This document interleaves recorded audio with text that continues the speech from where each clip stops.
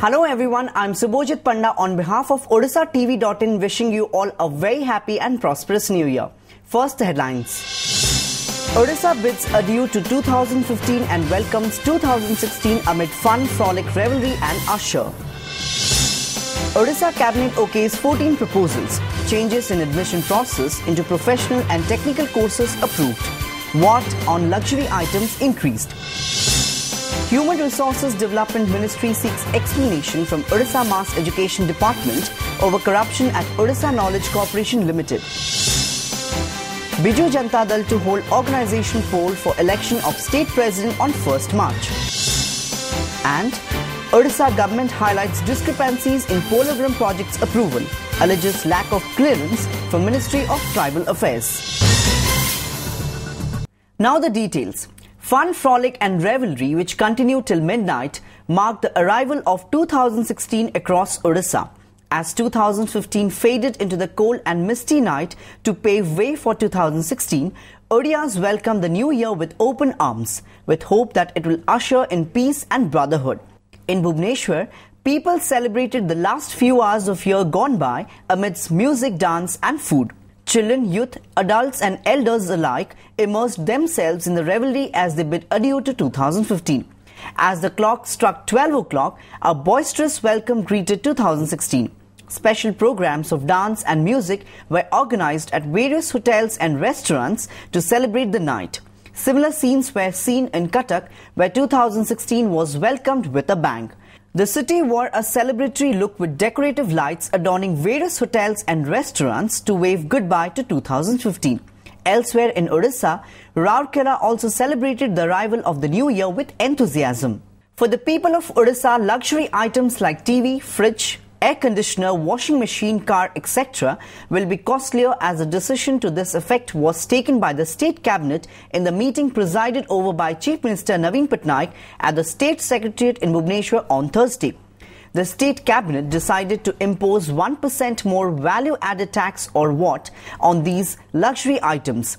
The state government, which had earlier imposed 13.5% VAT on these items, will now charge 14.5% VAT on these items, Chief Secretary A.P. Padhi told media persons after the meeting. He said the government has taken a decision in this regard after considering the collection of VAT by the neighbouring states at present. With the enhanced VAT, the state government will have additional revenue collection of Rs 280 crore with around Rs 70 crore in this fiscal. Additional Chief Secretary Finance R. Balakrishnan, present at the media briefing, said there would be 10% additional VAT on foreign liquor, whether made in India or not, and all Indian-made foreign liquor IMFL.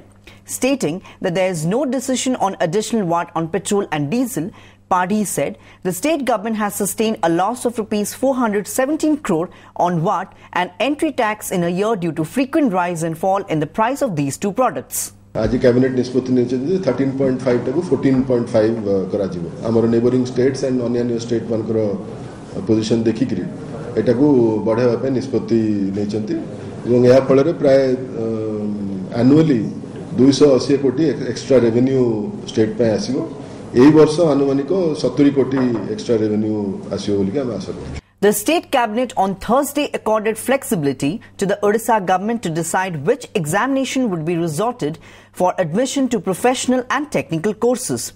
The state government today brought an ordinance on the amendment of Section 3 of the OPTI Act, which will allow it the authority or liberty to decide what kind of examination would be taken for admission to professional and technical courses. Chief Secretary Aditya Prasad Padhi told media persons after the cabinet meeting, which was presided over by Chief Minister Naveen Patnaik at the State Secretariat in Bhubaneswar.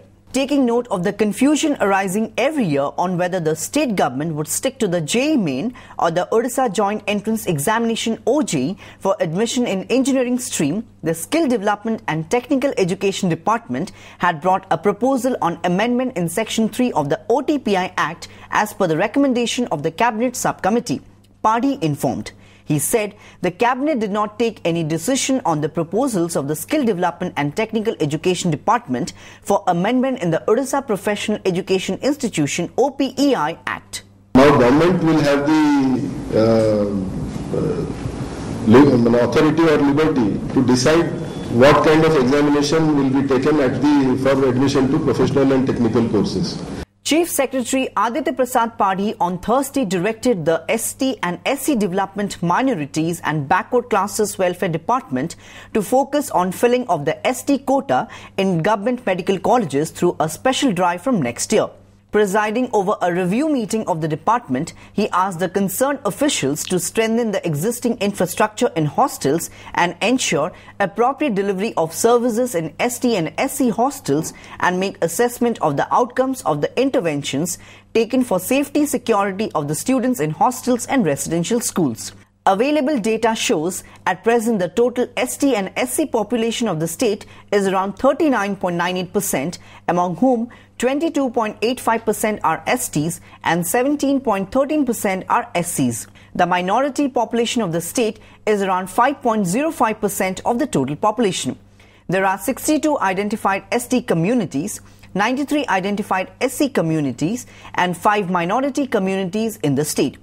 The literacy rate among ST and SCs has increased by around 15% and 14% respectively in 2011 census in comparison to 2001 census. The present literacy rate among the STs is around 52.24% and SCs is around 69%. The sex ratio in ST community has grown to 1,029 against state average of 979. Similarly, the sex ratio in SC and minority community is around 987 and 998 respectively. The Chief Secretary also directed the department to adopt zero tolerance policy in case of any negligence or violation of the laid down procedures relating to safety and security of the students and boarders. The State Cabinet on Thursday approved a proposal for relaxation in penalty on local steel industries under the long-term linkage policy. Under the policy, local industries were earlier provided 70% of iron ore and 50% chrome ore for the total production by the Odisha Mining Corporation. With the approval of the amendment, there will now be relaxation in the MOU provision under the LTIP, especially on the penalty provisions. The Cabinet also cleared a proposal for creation of a Directorate of Steel in the state. Steel industry has now developed as the steel and allied sector industries. Steel, sponge iron and pellet plants. All these plants, they constitute probably the major industry in the state of Odisha. So recognizing this and the fact that there is no single agency to deal with the problems of the steel industry. We have a Directorate of Mines, we have a Directorate of Geology. So keeping that in view, government has decided to set up a Directorate of Steel also. So it will be a composite department. So the additional secretary in the Steel and Mines department, he will become the Director of Steel. But we will also engage some outside consultants, some advisors and consultants who have experience in the steel industry to advise the state government on matters relating to the steel sector. In a respite for consumers, power cuts are likely to be reined in during 2016. A decision to this effect is likely to be taken after reviewing the water level at various reservoirs. A high-level meeting has been convened in this regard by the Energy Department today. Official sources said, as per the schedule, we'll hold a meeting in the second week of January 2016. We are currently able to manage the power situation and will finalize a blueprint for the future in the meeting, said Energy Minister Pranab Prakash Das. Our second week of January thila meeting, second week of January our meeting hobo ebong jaha amaro sthiti bartan acha ame manage karuchu kintu taro agam dinara rupare kon rebo amaro January second week meeting re fer janebo. The Human Resources Development Ministry has sought an explanation from the Odisha Mass Education Department regarding allegation of corruption at the Odisha Knowledge Corporation Limited. The action came after former Chief Minister Giridhar Gamang levelled allegations of corruption at OKCL, which was set up in August 2011 in the state with an aim to create new paradigm in education and development through universalization and integration of information technology in teaching, learning and education management processes in particular and socio-economic transformative processes in general. The Mass Education Department has also asked the Rashtriya Madhyamik Shiksha State Project Director to submit the required information within 10th January. OKCL, which was assigned to provide computer education in 4,000 schools of the state, has contracted its work to TCIL and IL and FS. Meanwhile, the state government appointed the Higher Education Secretary as OKCL chairperson, while the Mass Education Secretary has become the director of the organization. 200 कोटी टंका आसीची सेतिरु 177 कोटी टंका से माने ओकेसीएल को देइचंती ओकेसीएल गठन होइतला कोन दलाली संस्था पई सीए पुनी आईएलएफएस को देला काहे की ये होची मौलिक प्रश्न दाबी होची आकु सीबीआई तदंत करा जाऊ मुख्यमंत्री जवाब दियंतु ए पैसा कुआडे जाउची इंफॉर्मेशन जो है वो गलत है एंड मतलब ऐसा कुछ भी नहीं है. And it is very transparent and very clear organization. So as such, there is no corruption or no scam. We have given a legal notice to the vendor. And we will be taking very strict action against the ILFS people or the vendor. The Biju Janata Dal will hold its organization poll for election of state president on 1st March. This was announced in a notification issued by the party on Thursday. The party's poll at the block and urban branches will be organized on 21st January, while district-level organization election will be held on 31st January. The State Council meeting of BJD will announce the result of the organization poll, the notification added. In the final and fifth phase, the party will elect its state executive and president. At a time when Centre has fully backed neighbouring Andhra Pradesh on the issue of controversial Polavaram irrigation project, declaring it a national project and extending unstinted cooperation for the project construction work, the Odisha government on Thursday alleged that the project never obtained clearance from the Ministry of Tribal Affairs. It is also said that no Pali Sabhas were conducted in the areas that stand to be affected to get approval of the people as required under the law. No clearances have been obtained from the Union Tribal Affairs Ministry for Polavaram project. Odisha Water Resources Secretary P.K. Jaina said. The official stated that the mandatory Pali Sabhas were also not conducted in the areas likely to be submerged if the project takes off. Jaina also pointed out that there are discrepancies in the central government's decision to give the go-ahead to the national project. Meanwhile, the Assembly Committee on Polavaram has sought an appointment with Prime Minister Narendra Modi to discuss the issue. The committee has requested the Prime Minister's office, PMO, to fix an appointment with the Prime Minister between 27 December and 18 January. Officials said the committee will apprise the Prime Minister about the latest position on the Polavaram issue. Semane environmental clearance nahi, Ministry of Tribal Affairs. तार जो clearance मोटा clearance से मोटा clearance मध्य नहीं कौन सी गाँव में पल्ली सभा ग्राम सभा है रही ये सब को आम देखु जहाँ आम आगु जनईलु ता सहित जहाँ नुआ डेवलपमेंट होती नहीं कि आम रिपोर्ट जोटा प्रेजेंट करूँ हाउस कमिटी आगे नहीं रिपोर्ट तैयारी करके The Barabati Stadium in Cuttack is being readied for the Syed Mustaq Ali T20 tournament scheduled to be held from 2nd January. The interstate tournament organized by BCCI involving all 6 teams of Group D will be played in the stadium and the Dreams ground in Tangi.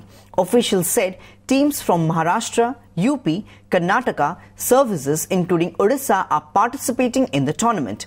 Host Odisha will clash with Mumbai in the opening match on the inaugural day. Our team is well prepared for the upcoming tournament. Since we had a gap of 12 days, we utilized the time well. Odisha coach Debashish Mahanti said, the most important thing is that we have a good combination of batsmen to counter the opponent bowlers. This time, we have also given chances to new faces. Besides, since we are playing the matches in the home ground, it will be an advantage for us, Mahanti said. On the eve of New Year, renowned sand artist Sudarshan Patnaik on Thursday created a sand sculpture of a huge calendar with message, Year of Love and Peace at Puri Beach. Sudarshan has created 25 feet high sand calendar by using about 500 tons of sand with some color sand. He took 8 hours to complete the sculpture. Students of his Sand Art Institute joined hands with him. I wish all the people in this world to start the new year with love and peace, said Sudarshan. He also created a sand sculpture of Lord Jagannath. So far, the Padma Shri awardee has participated in more than 50 international sand art championships and festivals around the world and won many prizes for the country. Before wrapping up the news headlines once again. Odisha bids adieu to 2015 and welcomes 2016 amid fun, frolic, revelry and usher.